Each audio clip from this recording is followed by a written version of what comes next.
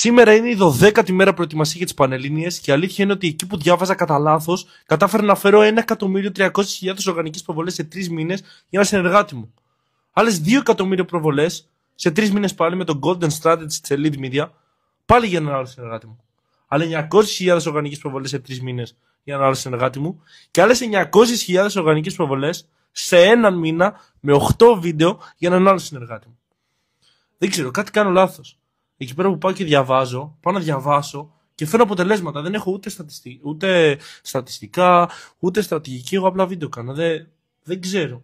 Κάτι κάνω λάθος. Πάω να διαβάσω και φέρνω αποτελέσματα. Δεν ξέρω, κάτι κάνω λάθος. Αλήθεια, δεν ξέρω τι να πω. Τέλος πάντων, στο θέμα μας Πανελλήνιες, δεν διάβασα σήμερα γιατί δεν μπορούσα να συγκεντρωθώ μετά από αυτό. Πάω να διαβάσω και φέρνουμε τέτοια αποτελέσματα για τους πελάτες μας. Αν είναι δυνατόν. Κάτι κάνω λάθος. Θα περάσω, λες ναι ή όχι?